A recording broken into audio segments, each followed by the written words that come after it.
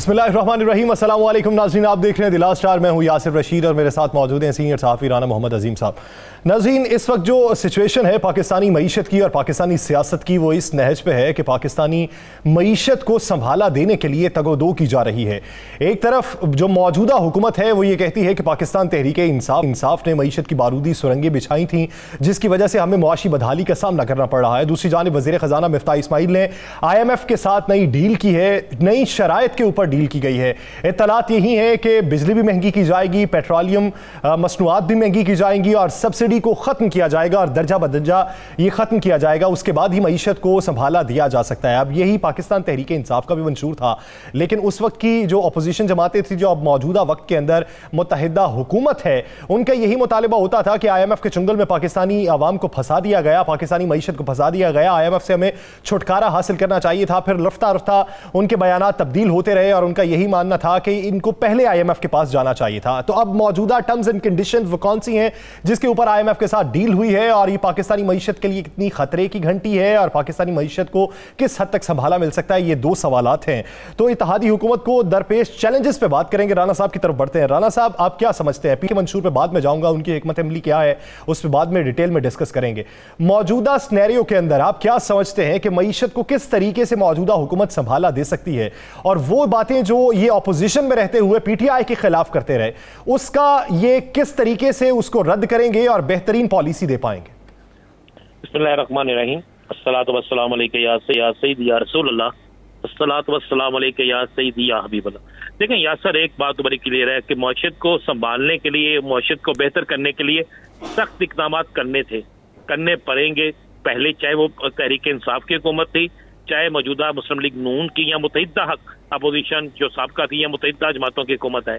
लेकिन इससे एक बात ज़हन में रखिएगा कि इससे अवामी रद्द अमल बड़ा खौफनाक आएगा। वो अवामी रद्द अमल, आप अगर हम थोड़ा सा पीछे चले जाएं तो तहरीक इंसाफ की हुकूमत खत्म होने से 2 माह पहले तहरीक इंसाफ के हवाले से ये मूवमेंट चल रही थी कि जनाब KPK में वो इलेक्शन हार के, इसलिए कि महंगाई बहुत ज्यादा है। KPK के अंदर इलेक्शन बुरी तरीके से हारे, अपने उन शहरों से इलेक्शन हारे जहां से वो सोच नहीं सकते थे। फिर उसके बाद लोग ये यहाँ तक कहना शुरू हो गए थे कि आइंदा PTI का टिकट कोई लेने के लिए तैयार नहीं होगा, आइंदा PTI को उम्मीदवार नहीं मिलेंगे। और बहुत से लोगों ने PTI को छोड़ना भी शुरू कर दिया था कि अवामी रद्द-ए-अमल बड़ा सख्त है। इनके इत्तेहादी कहना शुरू हो गए थे, MKM कहना शुरू हो गई थी कि हम किसी सूरत में महंगाई बर्दाश्त नहीं करेंगे, दीगर इनके इत्तेहादी कह रहे थे। तो ये एक, अगर हकीकत में देखें तो महंगाई करना पड़ेगी, लेकिन अगर अवामी रद्द-ए-अमल देखें, अवामी हमायत देखें, तो मौजूदा मुत्तहिदा हुकूमत जो है, मुत्तहिदा जमातों की हुकूमत जो है, इसके लिए सबसे बड़ा चैलेंज यही है कि ये जिस बुनियाद पर तहरीक इंसाफ के खिलाफ तहरीक चला रहे थे कि मुल्की माशरत का बेड़ा गर्क हो गया, महंगाई इंतहाई दर्जे बढ़ गई, आम आदमी जो है वो उसका गुजारा नहीं हो रहा, बिजली की लोड शेडिंग हो रही है, बिजली कितनी महंगी हो गई, पेट्रोल इतना महंगा हो गया, तो रुपए की कीमत बिल्कुल गिर गई पाकिस्तानी करेंसी की। तो अब ये सारा कुछ इनको सामना करना पड़ रहा है। अब इनकी ये महंगाई जो करेंगे, ये तहरीक इंसाफ के दौर से कई गुना ज्यादा महंगाई होगी। बिजली की कीमत भी ज्यादा होगी, पेट्रोल की कीमत ज्यादा होगी, डॉलर ऊपर जाता नजर आ रहा है, और दीगर ऐसी चीजें होंगी जिससे आम आदमी जो है, आम आदमी वो परेशान होगा। तो फिर उसके बाद आप ये कहें कि ये मौजूदा हुकूमत जो है ये सरवाइव कर सके अवामी सतह पर, तो ऐसा नजर नहीं आएगा। राना साहब, ये बताएं, आप ये देखिए, पाकिस्तान तहरीक इंसाफ की हुकूमत में जब पेट्रोलियम बहरान आया था, अपोजिशन ने बड़ी तनकीद की थी, हमने भी बहुत बातें की पाकिस्तान तहरीक इंसाफ को, लेकिन मौजूदा सूरत हाल के अंदर जब डीजल का बहरान पैदा हो रहा है, डीजल की कमी वाक़ई हो रही है, वो इस सूरत में कि उसकी कीमतों में इजाफा होने जा रहा है, तो इस हुकूमत को टैकल किस तरीके से करना चाहिए? और ये जब अपोजिशन में थे तब बातें क्या थी, और अब मौजूदा सूरत हाल में इनके इकदाम क्या लगते हैं? देखिए, मौजूदा सूरत हाल में आप जरा ये गौर करें ना, इकदाम तो इनको करने पड़ेंगे, ये इकदाम अभी कर नहीं सके। अभी आपको पाकिस्तान के अंदर वाज़े तौर पर डीजल की कमी का सामना करना पड़ रहा है, और ये वो मौसम है, वक्त है जहां पर हर सूरत में किसानों को डीजल चाहिए, वहां पे ट्रैक्टर चलाने के लिए, वहां पे मोटरें चलाने के लिए, और डीजल नहीं मिल रहा। डीजल ना मिलने से काश्तकारों को बड़ा नुकसान होगा, डीजल ना मिलने से ट्रांसपोर्ट का बड़ा गन्नम की कटाई और कपास की बुवाई दोनों सूरतों में मुश्किलात का सामना, दोनों सूरतों में मुश्किलात का सामना है। तो अभी तो इन्हें आए हुए, देखिए अभी तो हनीमून शुरू हुआ है इनका, था हनीमून पीरियड खत्म नहीं हुआ हुकूमत का, और हुकूमत के लिए मसाइल खड़े हो गए हैं। पर इन मसाइल में हुकूमत अगर कुछ करना चाहे भी तो नहीं कर सकेगी। असल में आपको ये बड़ी बात कह रहा हूँ, अगर हुकूमत कुछ करना चाहेगी भी तो नहीं कर सकेगी। लेकिन वज़ीर आला सिंध तो कहते हैं कि 1.5 साल के अंदर हमने 5 साल जितने काम करने, इस तरह तो ये फैसला करना होगा क्या ये 1.5 साल है। शहबाज शरीफ साहब भी तो यही कहते हैं। शहबाज शरीफ साहब ने जब खुजदार के सलाक मोटरवे का संग बुनियाद रखा तो उस वक्त उन्होंने बात की, उन्होंने कहा कि 1.5 साल का अरसा हमारे पास है आईनी तौर पे, तो 1.5 साल में ही हमने इसे मुकम्मल करना है। इसका मतलब कि वो इशारे दे चुके हैं कि हम 1.5 साल की मुद्दत पूरी करेंगे। या सर 1.5 साल नहीं है। अच्छा। मैं एक तो आपको क्लियर कर दूं, 1.5 साल नहीं है, नंबर 1। नंबर 2, और ध्यान में रखिएगा ये किसी एक जमात की हुकूमत नहीं है। आगे जाके मैं आपको एक बड़ी बड़ी ब्रेकिंग न्यूज दूंगा, ये एक जमात की हुकूमत नहीं है। अब इस मरहले पे अभी आप अब देखेंगे आने वाले चंद दिनों में वजारतें तब्दील हो रहेंगी, आने वाले चंद दिनों में फड्डे शुरू होंगे, आने वाले चंद दिनों में ऐसे इख्तलाफात सामने आएंगे कि कोई 2 शख्स नाराज हो गए तो हुकूमत खत्म हो गई, कोई 2 शख्स नाराज हो गए तो हुकूमत खत्म होगी। हुकूमत के पास ना एतमाद के वोट की पोजीशन रहेगी ना कोई और चीज रहेगी। तो ऐसे वक्त में आपको हर उस बंदे की बात मानना पड़ेगी जो आपकी मौशत के हक में हो या ना हो, जो आपको खराब करना चाहे या सही करना चाहे, आपको सबकी बात मानना है। और जब आप सबकी बात मानना शुरू हो जाते हैं तो फिर आप हुकूमत नहीं कर सकते, आप सख्त फैसले नहीं ले सकते, आप कोई ऐसे इक़दाम नहीं कर सकते जिससे आपको नजर आए कल हमने जीतना है। दूसरी तीसरी बात है यासर, बड़ी क्लियर सी है, मैं ये आपको बड़ी खबर दे रहा हूँ, बिलावल भुट्टो जरदारी और मियां नवाज शरीफ की जो मुलाकात हुई है, उस मुलाकात में इख्तलाफात खत्म नहीं हुए, इख्तलाफात बढ़े हैं। और मियां नवाज शरीफ ने ये पैगाम दिया है अपनी पार्टी को कि ये हमारे हिस्से का भी केक खाने आए हैं, ये लफ्ज अदा किया है कि ये हमारे हिस्से का भी केक खाने आ गए हैं। यानी मुझे बताएं, आइंदा आने वाले इलेक्शन में पीपल्स पार्टी वर्सेस नून लीग मुकाबला होना है। ये दोनों जमातें समझती हैं कि हम एक दूसरे का इलेक्शन लड़ेंगे, तो फिर 5-1.5 साल के अरसे में पीपल्स पार्टी क्या को क्रेडिट मुस्लिम लीग नून को लेने देगी? आपका मतलब ये हुआ कि सिंध के अंदर और पंजाब के अंदर सीट एडजस्टमेंट या अपना जो रुकन है उसको अलहदा से सीट एडजस्टमेंट के तौर पे बात नहीं हुई? बिल्कुल बात हुई, लेकिन किसी जगह कोई मामला तय नहीं हुआ। ये वो आपको बिल्कुल बिल्कुल गलत खबरें चल रही हैं कि फलां होगा फलां, बिल्कुल कोई मामला किसी जगह तय नहीं हुआ। ना मुस्लिम लीग नून अपनी को निशस्त देने के लिए तैयार है, ना पाकिस्तान पीपल्स पार्टी देने के लिए तैयार है। दोनों समझते हैं कि हम एक दूसरे के साथ, हमारे साथ ये खेल रहे हैं। नून लीग समझती है पीपल्स पार्टी खेल रही है, पीपल्स पार्टी समझती है नून लीग खेल रही है। देखें पीपल्स पार्टी किसी सूरत, देखें पीपल्स पार्टी का अगला वजीर आजम है, उम्मीदवार है उनका बिलावल भुट्टो जरदारी। अब बिलावल भुट्टो जरदारी अगर वजीर आजम का उम्मीदवार है तो क्या वो मुस्लिम लीग नून को मौजूदा सूरत हाल में कोई क्रेडिट लेने देंगे?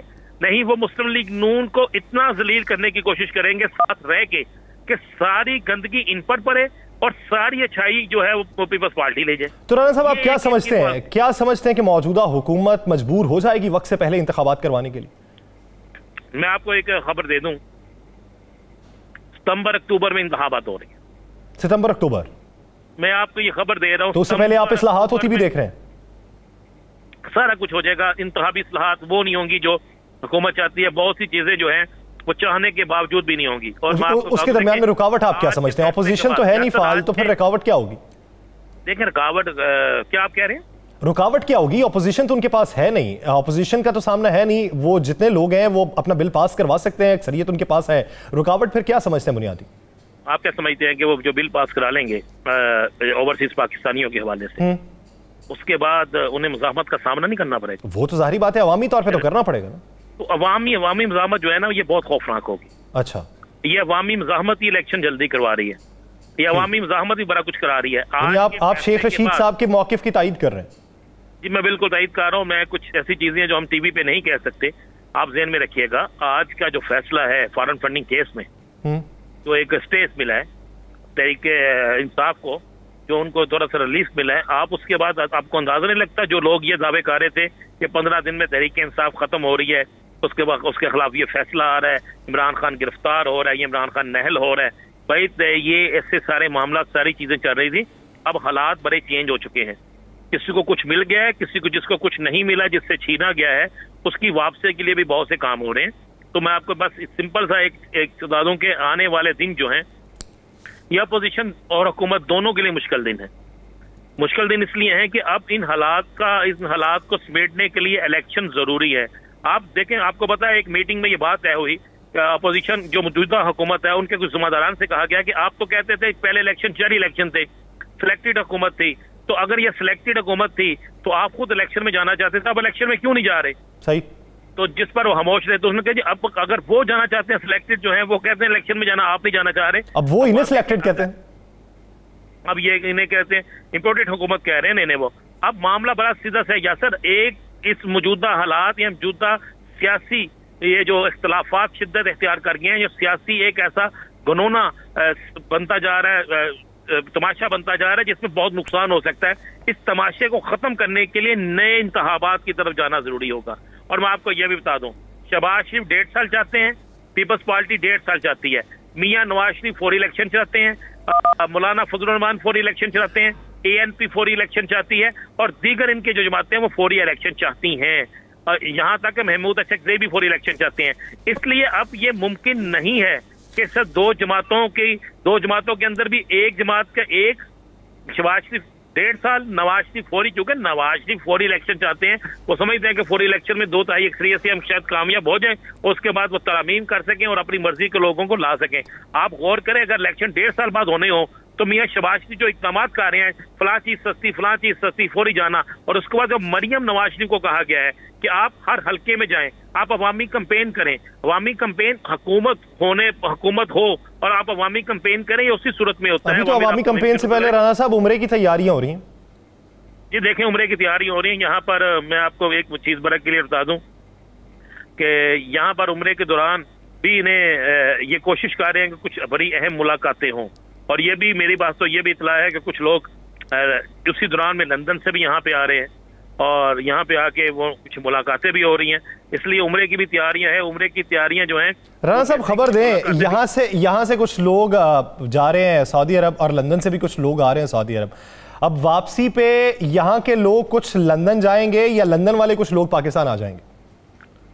यहाँ से कुछ लोग लंदन जाने की उम्मीद है, लंदन वाले पाकिस्तान आने की उम्मीद नहीं है। आप जो खबर लेना चाहते हैं मैं आपको बता देता हूँ। अच्छा, यानी वो उम्मीद अगले 1.5 साल तक नहीं है। अब वो फौरी नहीं है। अच्छा, और हो सकता है आगे जाके वो उम्मीद मजीद किसी और तरफ चल पड़े। किसी और तरफ किधर को? अमेरिका को भेजना है? देखिए, मैं आपको बता रहा हूँ कि ये बड़ी खबर आपको दे रहा हूँ कि ये जो शोर मचा हुआ है ना कि शायद वापसी में कुछ जहाज में 5-6 सीटें बढ़ जाएं, तो वापसी में 5-6 सीटें बढ़ेंगी नहीं। सही है। तो आप फॉरेन फंडिंग केस में जो रिलीफ मिला है सिंगल बेंच के फैसले को मुअत्तल करके, वो जो 30 दिन में फैसला देना था, इलेक्शन कमीशन को अहकाम जारी किए गए थे, वो मुअत्तल कर दिया गया, कितना बड़ा रिलीफ समझते हैं? और दूसरा ये कि फॉरेन फंडिंग केस को लेके जो मौजूदा हुकूमत है उसने कैंपेन चलाई बाकायदा तौर पर कि नाअहल हो जाएंगे, सब कुछ हो जाएगा। PTI का मुस्तकबिल क्या देख रहे हैं इस रिलीफ के बाद? आपको मैं 2 चीजें बड़ी क्लियर कर दूं। PTI अपनी हिकमत अमली तय कर चुकी, नंबर 1, नंबर 2, नंबर 3, 3 उन्होंने अपनी हिकमत अमली बना रखी है, जिसके तहत PTI ने हर सूरत में सरवाइव करना है। इमरान खान वजीर आजम बनने की राह में जो भी उनकी रुकावट होगी, उसके बावजूद भी इमरान खान बतौर कायद जो है वो सरवाइव करेंगे। यहाँ तक वो इस मामले पे तैयार हो चुके हैं। और मैं आपको ये भी बताऊँ, अगर फॉरेन फंडिंग केस में कोई फैसला ऐसा आता है जो PTI के खिलाफ आता है और उसमें 1 साइडेड फैसला होता है, ये उसको अदालतों में चैलेंज भी करेंगे। चैलेंज करने के साथ साथ इनकी हिकमत अमली नंबर 2 भी होगी, जिसमें इन्होंने बाकायदा कुछ चीजें ऐसी हैं जो तैयार कर रखी हैं जिसकी बुनियाद पर ये अवाम में जाएंगे। देखें, इस वक्त PTI की जो पोजीशन है, आप एक बात ध्यान में रखिएगा, इनके खिलाफ कोई भी फैसला आता है तो अवाम उस फैसले के खिलाफ जाएगी, क्योंकि लोगों के जहन में ये बात जो है बैठ चुकी है कि जानबूझकर इनके खिलाफ फैसले दिए जा रहे हैं। लेकिन राना साहब, आप क्या समझते हैं कि ये सही तर्ज है अवाम के दिल में एक बात को ऐसा बिठा देना कि PTI के खिलाफ जो भी हो वो सरासर गलत है? इससे खाना जंगी के खतरात नहीं हो सकते? यानी आपकी जो टॉप लीडरशिप है वो बेशुमार मौके के ऊपर तहम्मुल मिजाजी का दर्स देती रहे, वो ये कहती रही कि इदारों के खिलाफ ना बोलें, लेकिन जब लोगों के अंदर इस तरह का जोश व जज्बा हो तो फिर सूरत हाल संगीनी की तरफ नहीं जा सकती। बिल्कुल आप दुरुस्त कहते हैं। देखें, यहाँ से एक बात बड़ी क्लियर है, मेरे मुल्क की फौज मेरी फौज है, उसके खिलाफ बोलने वाला पाकिस्तान के साथ मुखलस नहीं हो सकता, चाहे वो कोई भी शख्स हो, किसी भी सियासी जमात से तल्लक हो।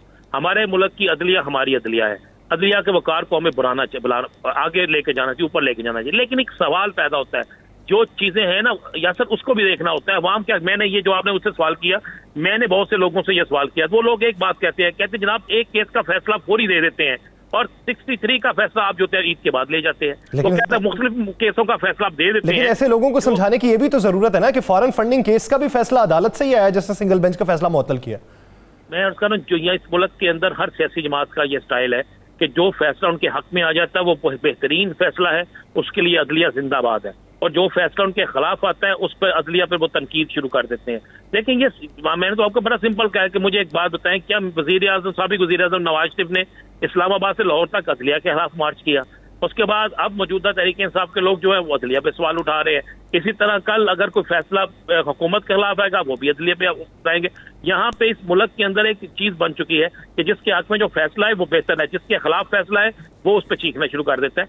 इसके लिए बाकायदा कुछ कवानीन होने चाहिए, इसके लिए बाकायदा कुछ रूल्स होने चाहिए जो पहले दिन से होने चाहिए थे, लेकिन ऐसा नहीं हो रहा। एक चीज बड़ी यासर बड़ी बेहतर है कि इमरान खान जो इस वक्त सियासत का महवर है, जो इनके इर्द गिर्द सबसे ज्यादा लोगों का कट है, इमरान खान हर जलसे में अपने अदारों के हवाले से बेहतर कह रहे हैं, पाक फौज के हवाले से बेहतर खुल के बात कर रहे हैं, उनके लोग भी कर रहे हैं। इससे कम अज कम वो फजा जो कायम करने की कोशिश की गई वो खत्म होना शुरू हो गई है।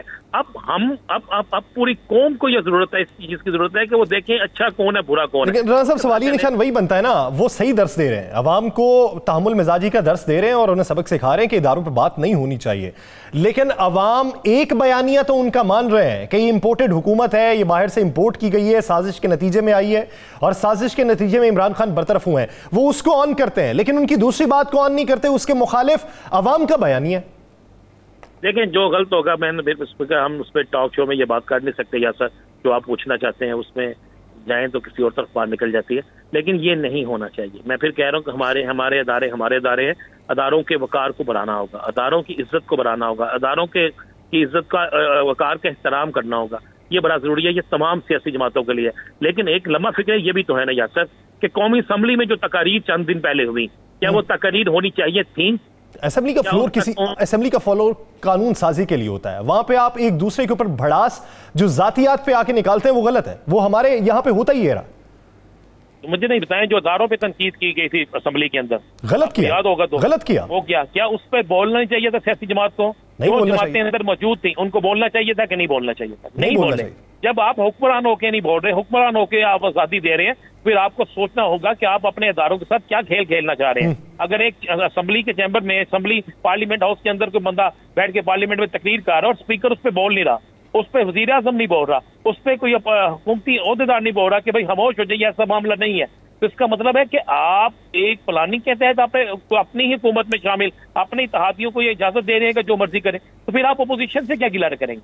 फिर आप अपोजिशन को किस तरह रोक सकेंगे? फिर आप यानी दूसरों पर तनकीद करने से पहले अपने गिरबान में झांकना चाहिए कि आपके जो इकदामात हैं वो दूसरों के बरक्स हैं या उसी के मुतरादिफ आप भी बयानात लेके चल रहे हैं। राना साहब, पंजाब की सूरत हाल क्या बनेगी? आईनी बहरान एक पैदा हो चुका है, पंजाब में वजीर आला का इंतखाब तो हो गया, हलफ बर्दारी ना हो सकी, गवर्नर साहब बीमार हैं, समरी गई सदर के पास, अभी तक नॉमिनेट नहीं कोई किया जा सका, क्या बनेगा? अगले 72 घंटों में हमजा शहबाज शरीफ वजीर आला पंजाब का हलफ उठा ले। अगले 72 घंटों में हमजा शहबाज शरीफ वजीर आला पंजाब का हलफ उठा लेंगे। मेरे पास जो इतलात है, क्योंकि अब कुछ चीजें फाइनल हो चुकी हैं और जो चीजें फाइनल हो चुकी हैं उनमें से चीजें कुछ ये भी मौजूद हैं कि चूंकि 3 से 4 माह में यानी सितंबर अक्टूबर में इलेक्शन हो जाएंगे, तो सितंबर अक्टूबर में इलेक्शन के हवाले से अब हुकूमत क्या सेटअप बनाती है, कौन कहाँ पे हुकूमत करता है, कौन किस तरह चलता है, इसके हवाले से अपोजिशन जमातों को इतना ज्यादा तकलीफ या इतना ज्यादा इतराज नहीं है। और दूसरा, हमजा शहबाज, मैं आपको फिर कह रहा हूँ, हमजा शहबाज शरीफ जो है वो अगले 72 घंटों में जो है वो अपना हलफ उठा लेंगे, क्योंकि उन्होंने बतौर वजीर आला पंजाब सऊदी अरब के टूर पे जाना है उम्रे की अदायगी के लिए, और वहाँ पे मिलने के लिए जो मुलाकातें हैं उसके लिए उन्होंने बतौर वजीर आला पंजाब जाना है। और मेरे पास इत्तला यही है कि आइंदा 72 घंटों में वो अपनी वजारत आला का हलफ उठा लेंगे। अच्छा राना साहब, आप ये कह रहे हैं कि नए इंतखाबात सितंबर अक्टूबर में मुतवक्के हैं, तो नए इंतखाबात आप कौमी असम्बली की नशिस्तों पर देख रहे हैं या कुली तौर पर देख रहे हैं? कुली तमाम इंतखाबात होंगे, तमाम पूरे पाकिस्तान में 4 सूबों में इंतखाबात होंगे और ये इंतखाबात होंगे कौमी और सूबाई दोनों नशिस्तों। तो पीपल्स पार्टी को राजी कौन करेगा? पीपल्स पार्टी को राजी वही करेगा जिन्होंने पहले राजी किया। सही, जिन्होंने पीपल्स पार्टी को पहले राजी किया है वही राजी करेंगे। बात यह है कि केपी में भी राजी हो जाएंगे, सारे कुछ सब भी राजी, सबको राजी होना पड़ेगा। अच्छा, मैं एक लफ्ज कह रहा हूँ, ये पे गौर कीजिएगा, सबको राजी होना पड़ेगा। यानी बेहतरी उसी में दिखाई देती है जी, बेहतरी उसी में ही दिखाई देती है, इस मुल्क की बेहतरी उसी में दिखाई देती है। चले, मुझे बिजली के शॉर्टफॉल पे बात करनी है, लेकिन उससे पहले मेरा एक सवाल ले लें कि आप क्या समझते हैं कि आने वाले दिनों के अंदर अगर जल्दी इंतखाबात हो जाते हैं, बेनिफिट किसको मिलेगा, पाकिस्तान तहरीक इंसाफ को या मुत्तहिदा हुकूमत को? देखें, अगर तो इलेक्शन जल्दी हो जाते हैं और उन इलेक्शन में तमाम सियासी जमातें अपने अपने प्लेटफॉर्म से इलेक्शन लड़ती हैं, सही, तो उसमें सबसे ज्यादा जो बेनिफिट मिलेगा वो मिलेगा मौजूदा अपोजिशन को, यानी तहरीक इंसाफ को। अच्छा। और उसके बाद, और मैं आपको ये भी एक चीज बड़ी खबर देता जाऊं, पीपल्स पार्टी ने वाज़े तौर पर अपनी क़यादत को कह दिया है कि पंजाब के अंदर किसी सूरत में हम मुस्लिम लीग नून के साथ नहीं चलेंगे। अगर हमने पंजाब में सरवाइव करना है तो एंटी मुस्लिम लीग नून हमें सरवाइव करना पड़ेगा। यानी आप ये कह रहे हैं कि नए इलेक्शन के नतीजे में नतीजा यही होगा कि 2/3 अक्सरियत किसी को नहीं मिलेगी? किसी को 2/3 अक्सरियत नहीं मिलेगी, लेकिन मैं आपको ये बता दूं, पीटीआई पहले से ज्यादा नशिस्तें लेके जाएगी। पीटीआई की नशिस्तें पहले से ज्यादा होंगी? पहले से ज्यादा होगी। और यानी अगर वो हुकूमत बनाती है तो फिर इत्तेहादी भी कम साथ में जोड़ना होंगे? जी बिल्कुल, मैं बताता हूँ कि एक ज़हन में रखिएगा, पीटीआई की नशिस्तें ज्यादा होंगी और पीटीआई की पहली दफा होगा पिछली दफा से ज्यादा कि पीटीआई की टिकट के लिए लोग इस दफा बाकायदा सिफारिशें भी लड़ाएंगे और टिकट के लिए मुस्लिम लीग नून से ज्यादा उसकी तरफ जाएंगे। आप सिफारिशों की बातें कर रहे हैं, क्या फिर से वही बंदरबांट वैसी होगी जैसे पहले होती रही? नहीं, बिल्कुल बंदरबांट वो नहीं होगी। इस दफा हालात बिल्कुल चेंज होंगे। देखें, एक चीज में रखेंगे सर, इस सिनेरियो में, मौजूदा हालात में जो पीटीआई के साथ रह गया है अब वो रह गया है, जो नहीं रहा दोबारा आना चाहेगा पीटीआई उसे नहीं रखेगी। ये आपको बड़ा क्लियर और वाज़ेह कर। देखें, मुल्तान जा रहे हैं इमरान खान मुल्तान क्यों जा रहे हैं? सराइकी बेल्ट है, मुल्तान जाके उन्होंने कुछ लोगों को पैगाम देना है। मुल्तान उनके जाने का मकसद, मुल्तान का उनका जलसा मई में आप देखिएगा कितना बड़ा जलसा होता। मुल्तान के बाद वो गुजरांवाला जा रहे हैं, गुजरांवाला के बाद वो फैसलाबाद जा रहे हैं। तो इस तरह पीएमएलएन भी निकल रही है ईद के बाद? पीएमएलएन तो ईद से पहले निकल रही है। मरियम नवाज शरीफ जो है वो ईद से पहले निकल रही हैं, वो तो आजकल में निकलना शुरू हो गई। वो तो लाहौर के तमाम हल्कों में जाएंगी, उसके बाद गालबन 8 तारीख को या 6 तारीख हल्कों के बाद जलसों का शेड्यूल जो दिया गया है वो ईद के बाद का दिया गया? नहीं, कुछ एक जो शेड्यूल है वो ईद से पहले है। अच्छा, राणा साहब, ब्रेक पे जाना है। एक सवाल, बिजली का शॉर्टफॉल जो है वो 7468 मेगावाट हो चुका है। इल्ज़ाम ये लगाया जा रहा है कि पाकिस्तान तहरीक इंसाफ की हुकूमत ने बर वक्त ईंधन नहीं खरीदा, मरम्मत नहीं करवाई पावर प्लांट्स की, जिसकी वजह से ये हमें शॉर्टफॉल भुगतना पड़ रहा है। मुस्तकबिल क्या देख रहे हैं, शॉर्टफॉल मजीद बढ़ेगा? बिल्कुल शॉर्टफॉल बढ़ेगा। और मैं फिर वही कह रहा हूँ ना कि पंजाबी का एक फिक्र है, कुब्बे नूं लातो मारी तो कुब्बा सीधा हो गया। ये तहरीक इंसाफ सीधी हो गई। इमरान खान पे जो इल्जाम थे, अब लोड शेडिंग बढ़ेगी, लोग कहेंगे जनाब उसके दौर में लोड शेडिंग नहीं थी, तो ये सारा कुछ होगा। या सर एक चीज ध्यान में रखिएगा, क्या इमरान खान को पता था कि मेरी हुकूमत खत्म हो रही है?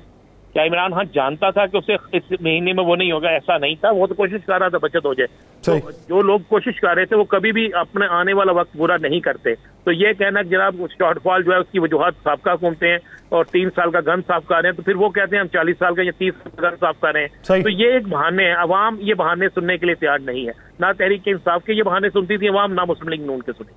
अवाम को राम किस तरीके से किया जाएगा, उसके लिए इकदाम करने की जरूरत है। हीले बहाने या दूसरों पे इल्जामात से आप सियासत तो चला सकते हैं, लेकिन मुल्क की मईशत को किस तरीके से चलाया जाएगा, ये एक बुनियादी सवाल है। एक ब्रेक लेनी है, ब्रेक के बाद गुफ्तगू को यहीं से कंटिन्यू करेंगे। Stay with us.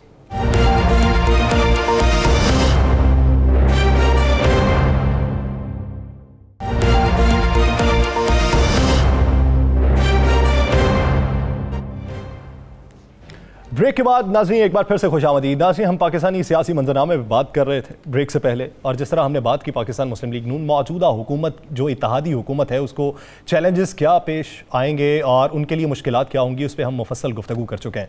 Pakistan Tehreek Insaf की हिकमत अमली पर बात करेंगे। इसी बारे में बात करने के लिए पाकिस्तान तहरीक इंसाफ के रहनुमा कमल शोजब साहिबा ने हमें ज्वाइन किया है। कमल साहिबा, बहुत मशकूर हैं आपके वक्त के।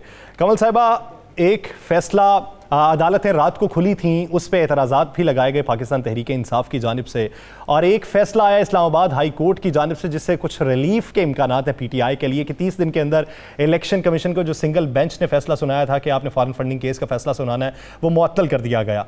अब उस पर तनकीद तो की गई, इसको सराहा नहीं गया। ये बातें आपकी जो इस वक्त हुकूमती जमात है वो लेके अपनी कंपेन आगे बढ़ाना चाहती? जी बिस्मिल्लाहिर्रहमानिर्रहीम, thank you very much Yasir. सबसे पहले तो आज हमारा 26वां यौम तासीस है। ये जो इंसाफ की तहरीक चली हुई थी, ये अल्हम्दुलिल्लाह इसको आज 26 साल हो गए हैं। तो मैं अपने तमाम जो कारकुनान हैं, जो पीटीआई के मेंबरान हैं पूरी दुनिया में, मैं सबको मुबारकबाद पेश करती हूँ। जहां तक आपने अदालतें खुलने का और फिर रिलीफ की बात की, देखें अदालतें खुलने पे पीटीआई नहीं पूरा पाकिस्तान क्या पूरी दुनिया हैरतज़दा होगी कि 11:15 बजे रात को इतवार वाले दिन या हफ्ते वाले दिन जब दिन में जाए पिटीशन लेके तो कहते जी अदालत बंद होगी और 11:15 बजे रात को खुल गई। तो उस पर तो हैरत में पीटीआई नहीं पूरी दुनिया ही आई और फॉर्मूले पूछ रहे हैं कि वजह क्या हुई थी। आपने कहा एप्रिसिएशन, देखिए एप्रिसिएशन बिल्कुल देनी है, लेकिन जो फैसले मेरिट पर आते हैं उनको फैसले बोलते हैं खुद, जजेस को बोलने की जरूरत नहीं पड़ती, दुनिया उसको सराहती है और रहती बहुत अरसे तक वो केस लॉ बनते हैं, उसको लोग सराहते हैं, उसको यूज करते हैं। तो उस पर मेरे ख्याल में कि अगर कोई गलत काम हो रहा है या सही हो रहा है उस पर हर वक्त तालियां बजाना या रोना धोना तो नहीं बनता है। वो तो एक मेरिट के हिसाब से एक लाइन सेट हुई हुई है, उसके मुताबिक जो काम सही होना है वो होना चाहिए। और जहां तक आपने तनकीद की बात की इलेक्शन कमीशन ऑफ पाकिस्तान की बाइसनेस या उनकी जानिबदाराना हरकतें, वो आपको बहुत सारी चीजों में बहुत सारी मिसालों में नजर आ जाएंगी और उसके लिए पीटीआई को बहुत ज्यादा तरद्दुद करने की जरूरत नहीं, वो भी ओपन है। आप देख लें कि जहां यूसुफ रजा गिलानी का केस 1.5 साल कंक्लूड नहीं होता वहां फैसल वाडा का जो है वो 2 हफ्ते में हो जाता है। जहां पे 60 दिन में इसहाक डार जो है वो अपना ओथ ना हटाए तो वो नाअहल नहीं होता। और डस्का जो है वो रात को 3 बजे भी जो है वो इलेक्शन कमीशन जो है उसका नोटिस ले लेता है। तो इन चीजों को देखना चाहिए कि एक साइड पे झुकाव नजर नहीं आना चाहिए। ये आईनी इदारे हैं, ये कौमी इदारे हैं, इनका काम है कि न्यूट्रल इनको रहना है, इन्होंने न्यूट्रलिटी मेंटेन करनी है और सबको एक यार्ड स्टिक से देखना है। अगर खुल रहा है फंडिंग केस खोल रहे हैं पीटीआई का जरूर खोले। तो अभी ईद के बाद फिर प्लानिंग क्या है आपकी? आप तो इस्लामाबाद में धरने के हवाले से कॉल शायद दे रहे हैं, ये जलसा होगा। देखिए जी, ईद तो हमारा एक कौमी वो हमारा मजहबी फरीज़ा है, हमें बड़ी खुशी है रोज़ों के बाद ईद आती है, लेकिन गुलामी में कौन सी खुशियां होती हैं? जिस कौम को जिस मुल्क के सौदे कर दिए जाएं और वहां पे इम्पोर्टेड हुकूमतें मुसल्लत कर दी जाए, वहां हम क्या जश्न मनाते हैं और क्या खुशियां? हमारा तो हर दिन स्ट्रगल है। और जिस तहरीक की मैं आज आपसे बात की उसी का ये आगे कंटिन्यूएशन है कि अगर हमारे मुल्क का, हमारी मुल्क की आज़ाद खारजा पॉलिसी की, हमारे मुल्क की इज्जत की, खुददारी की, हमारे लोगों की अगर बोलियां लग जाएंगी और $205 मिलियन में पूरे पाकिस्तान में रिजीम चेंज हो जाएगी, तो मुझे बताएं कौन सा मुल्क का बाशिंदा है जो इस वक्त खुश है? आपके सामने अवाम कितनी तकलीफ में है। कौन से लोग थे जो रोजों में निकलते थे, सारा दिन रोजे रखती हैं और शाम को निकलती हैं। आप ये बता दें कि अब आपने 27 तारीख को जो है हमारे 27 रमजान मुबारक को आपने शबे कदर के मौके पर दुआ का भी कहा है, शबे दुआ तहरीक का शबे दुआ का है। अब आप तहरीक को कब से शुरू दोबारा कर रही हैं? जलसे जुलूस जो है, क्या अब मुल्तान के जलसे के बाद भी मजीद जलसे होंगे? कहाँ तक तहरीक लेकर जाएंगे? देखिए राना साहब, पहले तो आपको मुबारकबाद। आप माशाल्लाह मदीना मुनव्वरा बैठे हैं। एक और भिखारी भी हमारे यहाँ से 87 लोगों को भर के एक बोइंग PIA का चार्टर करके फिर उन्हीं करतूतों पे आ रही हैं माशाल्लाह। सारे खानदान वाले, उनके बच्चे, बीवियां, आप जरा लिस्ट तो पढ़ें, वो भी पहुंच रही हैं। तो आवाम के पैसे का जो है बेतहाशा इस्तेमाल करके जाती खर्च पे जा रहे हैं सारे। लेकिन जो बात अच्छा जी, माशाल्लाह बड़ी बात है। जाती खर्च मैं लिस्ट भेज देती हूँ, जरा चेक कर लेना इनमें से कौन कौन सा जाती खर्च पे जा रहा है। और जो बोइंग चार्टर कर रहे हैं, जैसे पहले होता था यहाँ से जर्मन लेकर चला गया था एक जर्मनी बोइंग, पता ही नहीं चलता था गया कहाँ। आपने कहा तहरीक हमारी चल रही है, रोजाना की बुनियाद पे लोग भी निकल रहे हैं, प्रोटेस्ट भी हो रहे हैं। 27 को एक तरह से हमारा यौम आजादी भी होता है। आपको पता है 27वीं रमजान को पाकिस्तान बना था, तो वो दिन हमने अब यौम दुआ इसलिए रखा है कि एक तो शबे कदर भी होती है, शबे कदर में से एक बड़ी रात है। दूसरा, हम हकीकी आज़ादी के लिए दुआ करेंगे अल्लाह से कि हमारे पे जो ये अजाब मुसल्लत किया है, ये चोरों डाकुओं और जो जमानती सारे मुजरिम हमारे ऊपर काबीना में ला के बिठा दिए, 13 जो मसालों की चाट बना के एक काबीना बना के ऊपर बिठा दी गई है, इससे हमें निजात मिले। और जो असल में गुलामी हम उन बैरूनी साम्राज्य आकाओं की कर रहे हैं जिन्होंने ये कठपुतलियां यहाँ पे रखी हुई हैं, उनसे हमें आज़ादी मिले। तो हमारी तो तहरीक जारी है, एक जलसा हो या 10 जलसे हो, लेकिन ये मैं आपको बता रही हूँ कि ये अब तहरीक जो है ये बहुत हतमी शक्ल और हतमी मराइल में दाखिल हो रही है। और हम उस वक्त तक सुकून से नहीं बैठेंगे जब तक ये मुसल्लत करदा कठपुतलियों को उठा के बाहर नहीं फेंकेंगे और फ्रेश इलेक्शन कॉल नहीं होंगे और आवाम से हम नया मैंडेट लेकर इलेक्शन करा के वापस नहीं आएंगे। अच्छा, आइंदा अगर इलेक्शन अनाउंस हो जाते हैं और ये कह दिया जाता है कि फलां महीने में इलेक्शन है, तो क्या आप उस इलेक्शन के रिजल्ट को मानेंगे? देखिए जी, फ्री एंड फेयर इलेक्शन होंगे तो क्यों नहीं मानेंगे। हमने तो 2013 में भी स्ट्रगल पूरी की थी, लेकिन हम लोग जाके असेंबली में बैठे भी थे और हमने सारे लीगल फोरम्स को यूज किया था। हमने आधी रात को शबो खून नहीं मारा था। हमने किसी बैरूनी आकाओं के जाके हाथ पांव नहीं जोड़े थे कि हम मुल्क मुल्क फिरे और उनको एश्योरेंसेस दी हो कि अगर आप कहेंगे तो हम सीपैक रोल बैक कर देंगे, अगर आप कहेंगे तो हम अपने मुल्क में हवाई अड्डे दे देंगे, आप बेशक ड्रोन अटैक करें, अगर आप कहेंगे तो हम इकोनॉमिक मेल्टडाउन पे भी तैयार हो जाएंगे, अगर आप कहेंगे तो हम IMF के कहने पे जिस पे ये तनकीद करते थे, मैं याद कराती चलूं, महंगाई महंगाई महंगाई सब खत्म हो गई। महंगाई 800 रुपए आजकल किलो लीमू मिल रहा है, बाकी चीजें भी बाहर देखें होशरुबा महंगाई है, बिजली महंगी कर दी, तेल तो आप वो कहते हैं शायद खाकान 252 रुपए लीटर, जो कहते थे मेरे पास पड़ी हुई है, आपकी भी रिकॉर्डिंग होगी कि 75 रुपए लीटर होना चाहिए। मिफ्ता इस्माइल जो है उस वक्त हमें बड़े बड़े लेक्चर देता था, आज IMF में जाके कुरानी आयात का भी मजाक उड़ाता है और इमरान खान को तालिबान बताने की कोशिश करते हैं, खुद बताते हैं बड़े लिबरल हैं ताकि वो राजी हो जाए इनसे। आज उधर लेट गए हैं, पहले कहते थे IMF की हुकूमत है, अब क्या किया इन्होंने। सो ये सारी चीजें मामला चल रहे हैं। इस हकीकी आजादी को पाने के लिए हमने यौम दुआ रखा है और उसके लिए हम जितने जब तक स्ट्रगल है चलाएंगे और फ्रेश इलेक्शन अनाउंस होंगे। और अगर यही इलेक्शन कमिश्नर रहा फिर तो मुझे बिल्कुल उम्मीद नहीं है कि इलेक्शन फ्री एंड फेयर हो सकते हैं। लिहाजा एक free and fair election commission की तब्दीली के बाद जो इलेक्शन होंगे वो फेयर इलेक्शन हो सकते हैं। कमल साहिबा, वजीर आजम शहबाज शरीफ कहते हैं कि पिछले दौरे हुकूमत में पाकिस्तान तहरीक इंसाफ ने जो बिजली के लिए बरवक्त ईंधन नहीं खरीदा और जो पावर प्लांट थे उनकी बरवक्त मुरम्मत नहीं करवाई गई, जिसकी वजह से शॉर्टफॉल जो है वो 7000 मेगावाट से तजावुज कर चुका है। ये इल्जाम लगाया गया। उन्होंने कहा PMLN की हुकूमत ने मुकम्मल खात्मा कर दिया था। अब तो इस वक्त जी आज़ाब इलाही मुसल्लत है, इनसे संभाला कुछ नहीं जा रहा। ये ओवर रेटेड आदमी था। ये अभी भी उन्हें लगता है कि बूट्स पहन के और हैट्स पहन के वो जिस तरह तेज तेज आनियां वेखो तो मेरियां जानियां वेखो करके दिखाएंगे तो दुनिया तालियां बजाएंगी। ये मुल्क को जिस तरह हमने सीधा किया वो IMF ने भी एक्नॉलेज कर लिया है। उन्होंने बताया कि हाँ जी, आपने इमरान खान की हुकूमत में 2021 के सारे जो पैरामीटर्स और जितने इंडिकेटर्स आ रहे हैं वो 5.6 की ही प्रोजेक्शन दे रहे हैं, जो ये सारी उम्र कहते रहे वो। और ये सस्टेनेबल ग्रोथ हमने बताई थी 10 साल की 5.6, और उसके बाद सबसे कम करंट अकाउंट डेफिसिट। उसके बाद जो हमने रिलीफ सब्सिडी दी थी वो आवाम को किसी वजह से दी थी क्योंकि हमारी टैक्स कलेक्शन बढ़ी थी। आज इन्होंने इकोनॉमिक मेल्टडाउन जो महंगाई का रोना लेके ये आए थे, आज मुझे बता दें कौन सा रिलीफ दे रहे हैं। तो आवाम को तबाही के ध्यान पे ले आए हैं और वही मईशत जिसका ये रोना रोते थे वो सही जा रही थी। सारी दुनिया इसको एक्नॉलेज कर रही है, वर्ल्ड बैंक इसको एक्नॉलेज कर रहा है, ब्लूमबर्ग कर रहा है। इन्होंने झूठा प्रोपेगेंडा अपनी मर्जी के चैनल्स के साथ मिलकर किया और पूरी दुनिया को दूसरी तरफ लगा दिया। आज इनसे कंट्रोल नहीं हो रहा और ना होगा। मुझे बताएं कहाँ डॉक्टर साहब जो हमने हेल्थ के लिए लगाए, डॉक्टर फैसल सुल्तान, और अभी हेल्थ का इतना बड़ा स्पेशलिस्ट जो है वो कादिर पटेल आपका वजीर सेहत बना हुआ है। ये इनके पास टीम थी।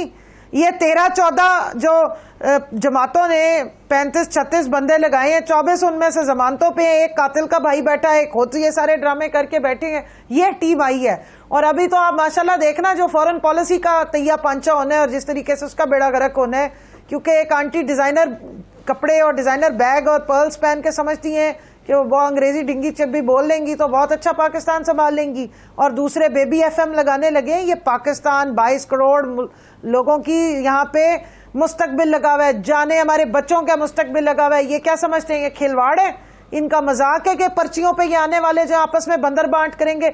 जमहूरियत के नाम पे जो यहाँ तमाशा लगाया हुआ है, मुझे बता दें कोई इन्हें बाहर बंदा नहीं मिलता, सारे अपने गुलाम और अपने बच्चे और अपने भाई और बहनें सारे चढ़ के बैठ जाते हैं। मुल्क की मईशत को संभालने के लिए महंगाई जो है उसकी वो आएगी, कुछ चीजें महंगी करना पड़ेगी, बिजली हो गई, दीगर मामलात हो गए। अब अगर मुल्क की मईशत के हवाले से ये हुकूमत कुछ चीजें महंगी करती है तो आप उसे किस नजर से देखेंगे?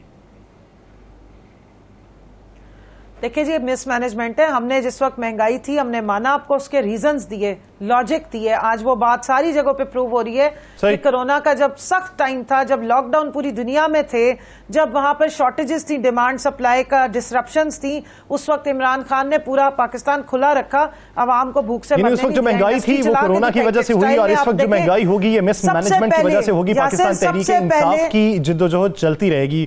माजरत चाहता हूँ ब्रेक है। कमल जोसेफ साहिबा बहुत शुक्रिया आपके वक्त का। राना अजीम साहब भी साथ मौजूद थे। राना साहब आपका भी बहुत मशकूर हूँ। नाज़रीन एक ब्रेक लेनी है, ब्रेक के बाद वापस आएंगे तो तो पाकिस्तानी मईशत को किस तरीके से बेहतर किया जा सकता है, बुनियादी कुलिया क्या है, उस पर बात होगी। कहीं नहीं जाएगा, स्टे विद अस।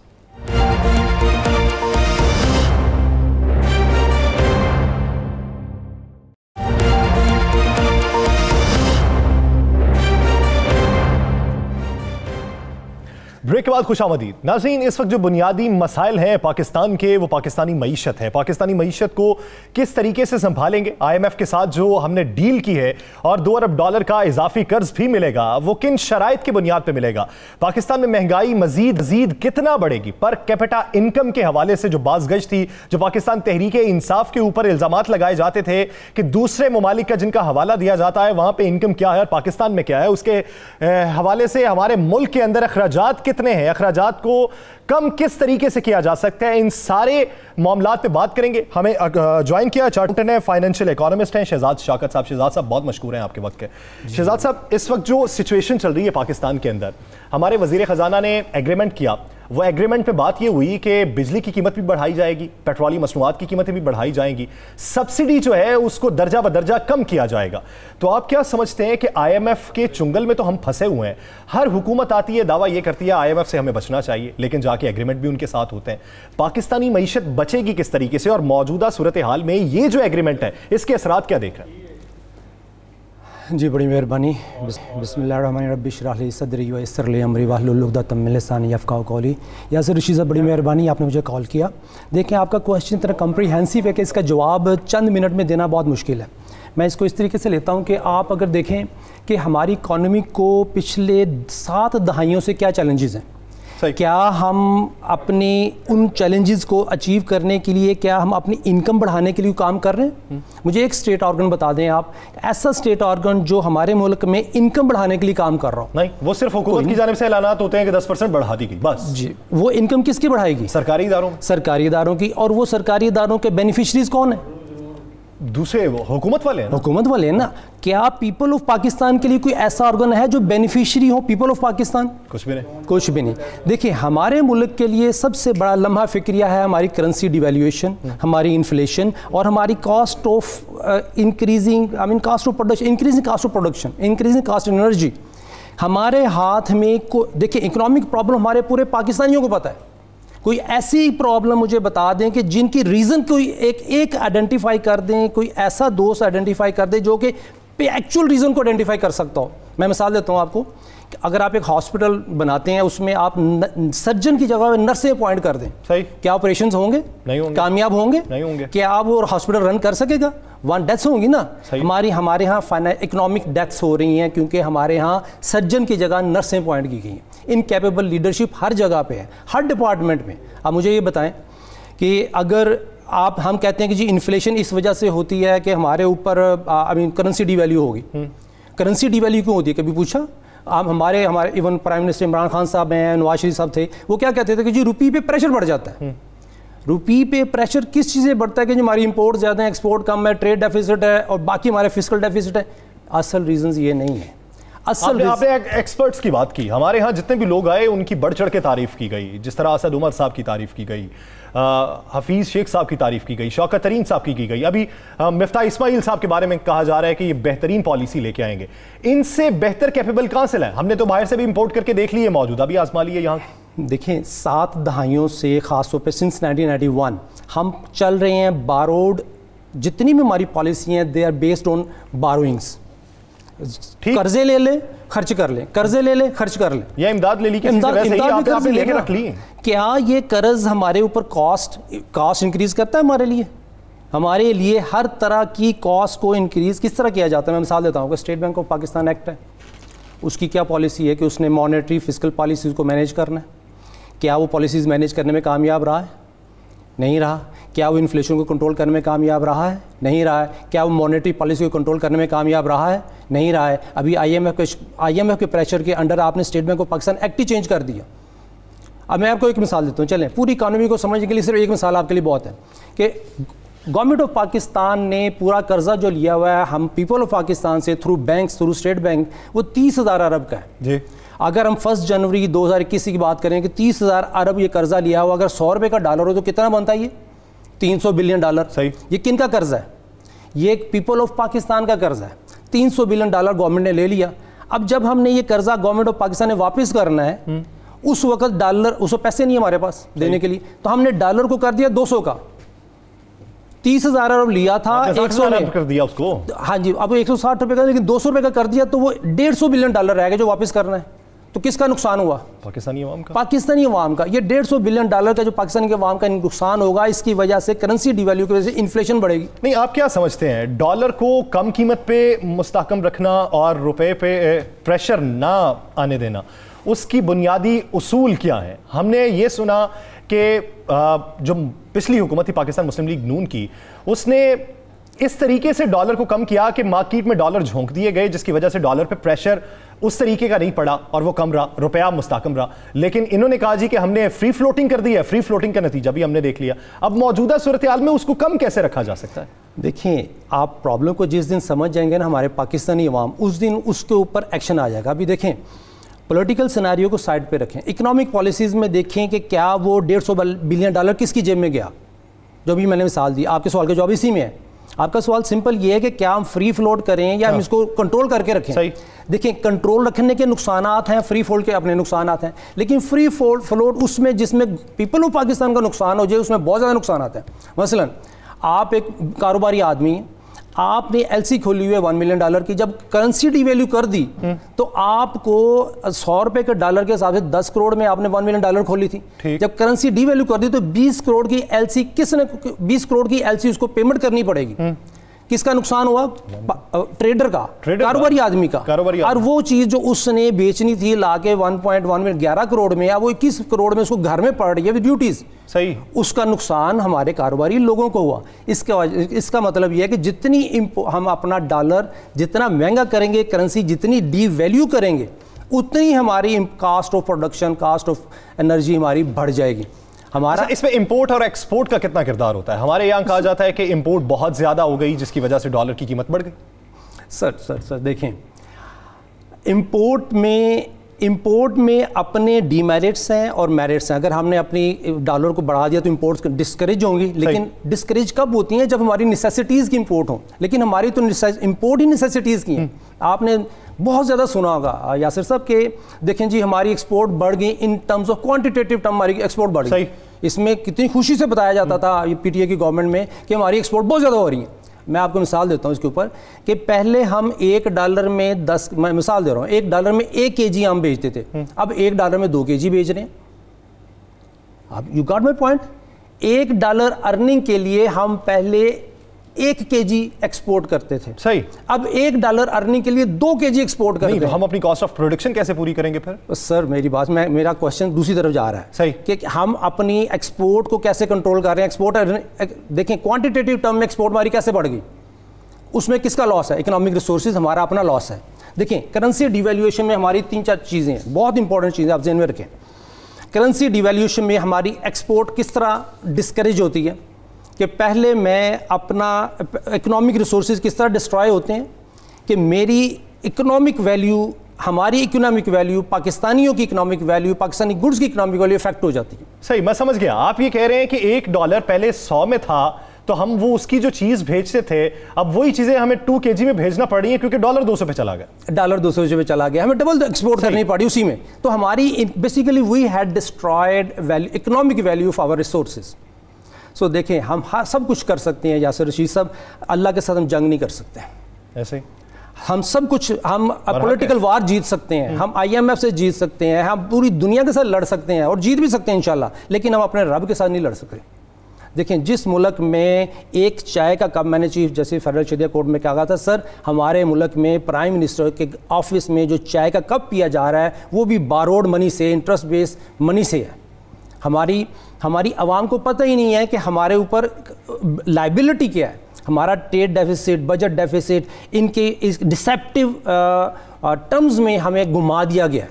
अगर मैं आपको मिसाल देता हूँ कि 2020 और 21 में हमारे ऊपर जो ट्रेड डेफिसिट कहा जाता था कोई 3137 अरब है, समथिंग लाइक दैट, सिर्फ ट्रेड डेफिसिट। मैं आपको डॉक्यूमेंट्री सबमिट किया फेडरल शरिया कोर्ट में कि हमारा 2020-21 में 18,900 अरब की पेमेंट्स है और हमारी नेट इनकम सिर्फ 3,700 अरब। 15,900 अरब का हमारा एक्चुअल डेफिसिट है, जो हमारे डॉक्यूमेंट में कहा जाता है कि 3,137 अरब है। इसी तरह अगले साल आ जाएं, 18,000 से बढ़ के वो 27,000 अरब हो गया 2021-22 में। 27,000 हमारी इनकम है, 4,500 कवर करेंगे। मैं आपकी बात से मुत्तफिक हूं। अब आप ये देखिए कि मुल्क को चलाने के लिए अगर IMF के पास जाना पड़े, वर्ल्ड बैंक के पास जाना पड़े, तो आप इंटरेस्ट के बगैर उनसे कैसे डील कर सकते हैं? सर, उसके लिए एक ही काम है, आपने जिस दिन अपनी आवाम की इनकम बढ़ा दी, हम उस दिन टैक्स बढ़ा सकते हैं। कारोबारी लोगों को टैक्स देने पे कोई इतराज़ नहीं है। देखिए, जब करेंसी डिवैल्यू होती है, पूरे मुल्क के ट्रेडर्स की, इकोनॉमिक रिसोर्सेज की वैल्यू डिस्ट्रॉय हो जाती है। आप एक पॉइंट बड़ा इंपॉर्टेंट है हमारे लिए सर, वो ये है कि जिस दिन हमारी आवाम की इनकम बढ़ गई तो वो आसानी से टैक्स देंगे। हमारे लिए क्या इंपॉर्टेंट है? हमारे यहाँ तो 3 साल की हुकूमतें होती हैं, उसके बाद आते हैं नई पॉलिसी आ जाती है, नए लोग आ जाते हैं। सर, एक डिपार्टमेंट, मैं कहता हूँ कि saviour of Pakistan authority act, एक स्टेट ऑर्गन ऐसा डेवलप कर दिया जाए जो सिर्फ इकोनॉमिक एक्टिविटीज़ को प्रमोट करे एज पर इंजंक्शन ऑफ इस्लाम, और इनकम को बढ़ाने के लिए काम करे, और इनकम बढ़ा के जितना मर्जी टैक्स ले लें। देखें, पाकिस्तानी लॉयल हैं अपने मुल्क के साथ, 100 रुपया उनको इनकम कमाने दें, 80 रुपये टैक्स ले लें, लेकिन वो पॉलिसी जो 100 रुपये इनकम भी कमा रहे हैं, जो काम कर रहे हैं, वो भी उनसे छीनी जा रही है। उनको 3 रुपये देते भी तकलीफ होती है जब, क्योंकि देखें, मैं टैक्स कंसल्टेंट भी हूँ। हमारे मुल्क का जो टैक्स सिस्टम है वो मैं आपसे शायद ज़्यादा समझता हूँ, लेकिन जो आपकी जो सीट है वो आपकी स्किल्स अपनी है। सही। मैं अपने टैक्स के ऊपर ये बता सकता हूँ कि जो हमारी टैक्स सिस्टम है, जो FBR स्टेट बैंक के पॉलिसीज़ हैं, वो डिस्करेज करती हैं कि आप कारोबार करें, और डिस्करेज करती हैं कि वो कर ही नहीं सकती कारोबार, इंपोर्ट और एक्सपोर्ट या लोकल ट्रेड कर ही नहीं सकती जेन्युइन तरीके से, क्योंकि फॉर्मल और इनफॉर्मल और अनडॉक्यूमेंटेड इकोनॉमी का ऐसा चक्कर चलाया गया यहाँ पे पाकिस्तान में कि अगर फॉर्मल तरीके से मैं पूरा टैक्स पे करता हूँ, डॉक्यूमेंट करते हैं हम, तो हम उस तरीके से अपने ऐसे लॉसेज क्रिएट करते हैं उसी पॉलिसीज़ में। क्यों? कि किसी और कंपनी को SRO मिला हुआ है, मसलन एक कंपनी को SRO मिला है, वो उस पर टैक्स बेनिफिट अवेल कर रही है, उसी प्रोडक्ट के ऊपर कोई और कंपनी काम कर रही है, उसको टैक्स देना पड़ रहा है। शहजाद साहब, आप किसी मुल्क का मॉडल बयान करें जहां पे आपकी इन नजरियात के मुताबिक वहां पे राइज हो ये पूरे का पूरा सिस्टम और बेहतरीन तरीके से चला। सर, जिस दिन हम अपने सूद से जान छुड़ाने की पॉलिसीज डेवलप कर लेंगे ना, उस दिन हमारी तरक्की की शुरू हो जाएगी। दुनिया में कोई भी ऐसा मुल्क नहीं है जहाँ पे कि आम आवाम खुश हो इकोनॉमिक पॉलिसी, चाहे USA ले लें, कनाडा ले लें, हाँ वहाँ पे इन्फ्लेशन नहीं है, वहाँ पे कनाडा में इन्फ्लेशन उस एक्सटेंट तक नहीं है। पिछले 4 साल हमारे यहाँ बहुत ज्यादा महंगाई अभी हुई है ना, रिसेंट हुई, कोरोना के बाद हुई है, उससे पहले देखें वो चीज़ नहीं, लेकिन हमारे यहाँ तो 7 दहाइयों से ऐसे ही हमारे यहाँ तो इन्फ्लेशन हो रही है, सियासी नारी महंगाई पे। सर, हमारा तो time value money state bank ने क्रिएट इसलिए किया हुआ है कि आप हमारे से पैसे रखें, नहीं तो अगले साल आपकी तो करेंसी डिवैल्यू हो चुकी होगी, ताकि हम कमाएं। सो हमारी पॉलिसीज ऐसी हैं कि वो कहती हैं कि जी आपकी इन्फ्लेशन होनी है, आप हमारे साथ फिक्स डिपॉजिट करके कुछ अर्न करें। हमारा जिस दिन सूद से जान छुड़ाने की नीयत हमारी गवर्नमेंट ने कर ली, उस दिन के बाद आप देखेंगे कि यहाँ पे सिचुएशन चेंज हो जाएगी। इनकम बढ़ाने पे काम करें, इनकम बढ़ेगी तो आवाम टैक्स देंगे तो हम सूदी कर्जों से निजात हासिल कर सकते। सूदी निज़ाम से हमें जान छुड़ाना होगी, आवाम की फलाह बहबूद के लिए काम करना है, तो उसके लिए आवाम की इनकम को बढ़ाना होगा। आवाम की इनकम बढ़ाएंगे तो वो भी खुशहाल होकर मुल्क को टैक्स देंगे, जिससे सारी सूरत हाल जो है वो बेहतरी की जानिब गामजन हो सकती है। नाज़रीन, इस प्रोग्राम से मुझे दीजिए इजाज़त, बहुत सा ख्याल रखिएगा, अल्लाह ने के बाद।